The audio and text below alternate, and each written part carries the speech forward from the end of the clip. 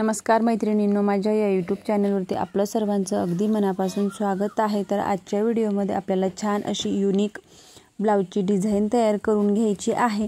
त्याच्यासाठी तुम्ही जो कोणता साईजचा ब्लाऊज शिलाई करत असणार तर त्याच्यानुसार तुम्ही ती शोल्डर, मुंडा, गळा सर्व माप टाकून घ्यायची आहेत। आणि त्याच्यानंतर मग अशा पद्धतीने गोल गळा आखून घ्यायचा अस्तरवरती। त्याच्यानंतर मग त्याच्यासाठी मैत्रिणींनो व्हिडिओ स्किप न करता पूर्ण बघा आणि आवडल्यास नक्की लाईक करून सबस्क्राइब करा। तर अशा पद्धतीने अस्तरवरती गळा आखून घेतला। दुसऱ्या बाजूला सेम तोच डार्क उमटवून घेतला।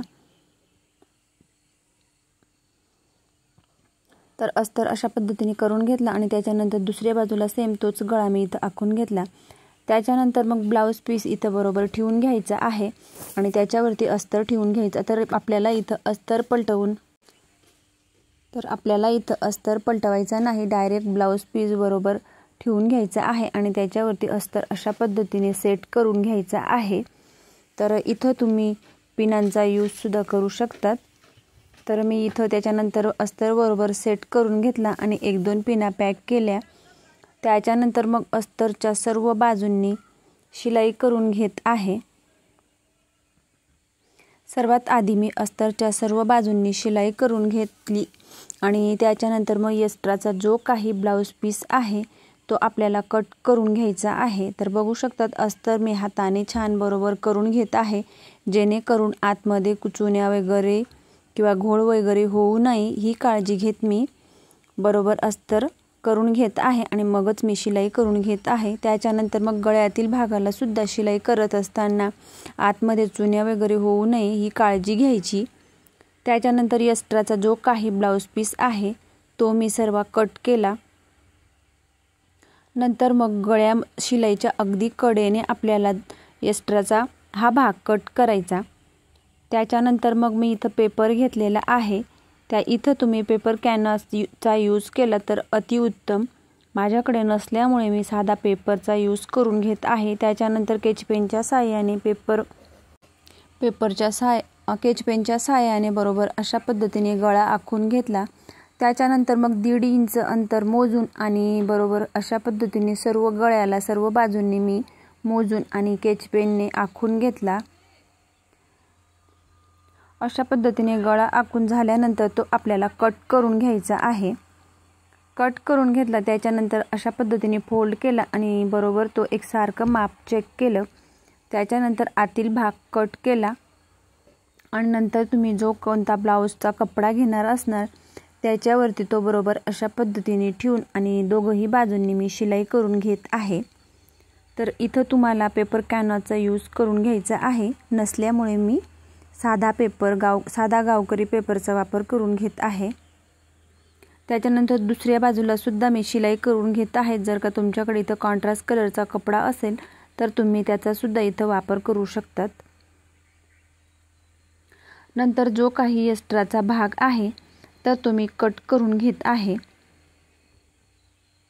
जेवढा गळा आखून घेतलेला आहे तर त्याच्या अगदी कडेने आपल्याला एक्स्ट्राचा भाग आतून आणि बाहेरून कट करून घ्यायचा। त्याच्यानंतर मग आपल्याला ब्लाऊज पीसच्या अस्तरच्या बाजूंनी जो काही गळा आहे तो बरोबर पेपरची साईड वरच्या दिशेने येईल अशा पद्धतीने अशा पद्धतीने आपल्याला ठेवून घ्यायचं। कारण इथं आपल्याला हा जो गळा आपण पॅच तयार करून घेतला हा पलटवून घ्यायचा आहे। त्याच्यासाठी अस्तरच्या बाजूला तयार केलेल्या पॅचच्या सर्व बाजूंनी बरोबर शिलाई करून घ्यायची आहे। अशा पद्धतीने शिलाई झाल्यानंतर आपल्याला तिथं छोटे छोटे कट मारून घ्यायचे। कट मारत असताना आपल्याला काळजी घ्यायची की जिथं शिलाई आहे तर शिलाईवरती कट जाऊ नये ही काळजी घेत आपल्याला बरोबर अगदी शिलाईच्या कडेने कट मारून घ्यायचे आणि त्याच्यानंतर मग पलटवून घ्यायचं आहे। अशा पद्धतीने पलटवून झाल्यानंतर वरच्या दिशेने सुद्धा आपल्याला शिलाई करून घ्यायची।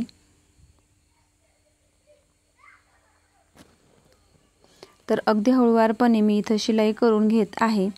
त्याच्यानंतर मग आपल्याला पोटली बटन तयार करून घ्यायचे आहेत आणि मी ते आधीच तयार करून घेतलेले आहेत।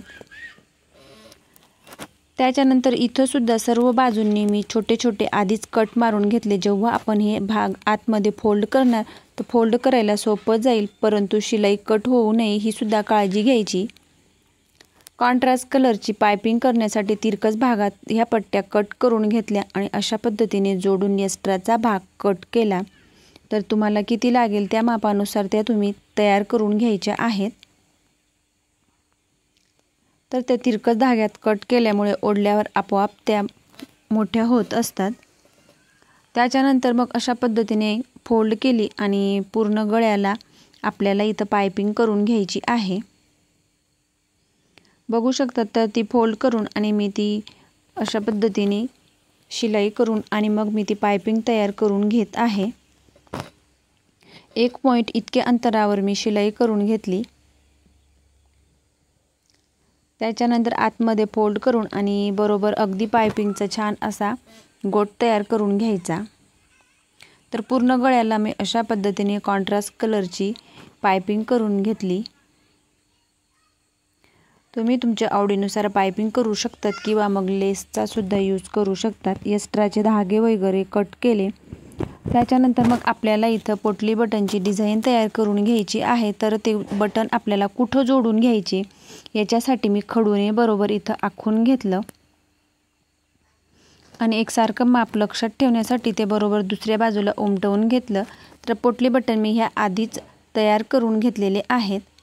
त्याच्यानंतर मग त्या अशा पद्धतीने 3 पोटली बटन एकसारख्या मापात ठेवले। वरच्या बाजूला जो काही आपण ब्लाउजचा कपडा घेतलेला आहे तो आतमध्ये फोल्ड करायचा आणि बटन हे तिघही एकसारख्या मापात ठेवून आणि बरोबर शिलाई करून घ्यायची। तर इकडच्या बाजूनी जमत नसल्यामुळे परत मी दुसऱ्या बाजूनी शिलाई करून घेत आहे। तर बघू शकता सुरुवातीला थोडंसं आतमध्ये फोल्ड केलं, परत जिथं मी खडूने आखून घेतलेलं आहे त्याच मापावरती बरोबर 3 पोटली बटन मी जोडून घेतले। त्याच्यानंतर जो काही एक्स्ट्राचा भाग आहे तो आतमध्ये फोल्ड करून त्याच्यावरती शिलाई केली आणि परत जिथं मी परत खडूने आखून घेतलं तिथं परत ते बटन ठेवून आणि त्याच्यावरती शिलाई करून घेतली। जिथं जिथं आपण खडूने आखून घेतले तिथं आपल्याला बरोबर 3 पोटली बटन एक्स्ट्राच्या भागाची कटिंग करून एकसारखे ठेवून घ्यायचे आणि त्यांच्यावरती शिलाई करून घ्यायची। त्याच्यानंतर गोल गळ्याचा जो काही मध्य सेंटर आहे तिथं सुद्धा आपल्याला 3 बटन ठेवून घ्यायचे आणि आपण जेवढा भाग कट करून घेतलेला आहे, छोटे कट मारून घेतले, तो भाग बरोबर एखाद्या स्क्रू चावीच्या सहाय्याने आतमध्ये फोल्ड करून घ्यायचे आणि त्यांच्यावरती अशा पद्धतीने मी शिलाई करून घेत आहे। तर पूर्ण गळ्याच्या अशा पद्धतीने मी सर्व जिथं मी खडूने आखून घेतला तेवढा भागाला हे बटन्स मी जोडून घेतले आणि बरोबर एक्स्ट्राचा जो काही भाग आहे तो आतमध्ये फोल्ड करून आणि त्याच्यावरती शिलाई करून घेतली। त्याच्यानंतर मग इथं मी लेसचा यूज करून घेत आहे। तर तुम्ही तुमच्या आवडीनुसार जाड किंवा बारीक लेसचा इथं वापर करू शकतात। तर मी अशा पद्धतीने ही लेस लावून आणि तिच्यावरती डबल शिलाई करून घेतलेली आहे। त्याच्यानंतर मग अगदी हळूवारपणे पूर्ण गळ्याला मी लेस लावून घेतली, एक्स्ट्राची कट केली, एक्स्ट्राचे धागे वगैरे कट केले। त्याच्यानंतर फायनली आपल्या ब्लाऊजची अगदी सोप्या पद्धतीत ही एकदम युनिक अशी ब्लाऊजची डिझाईन तयार करून घेतली। ही डिझाईन तुम्हाला आवडल्यास नक्की लाईक करून सबस्क्राईब करा। अशा पद्धतीने तुम्ही सुद्धा एकदा नक्की ट्राय करून बघा। कमीत कमी वेळेत आणि खूप छान आणि एकदमच सोपी अशी ब्लाऊजची डिझाईन आहे।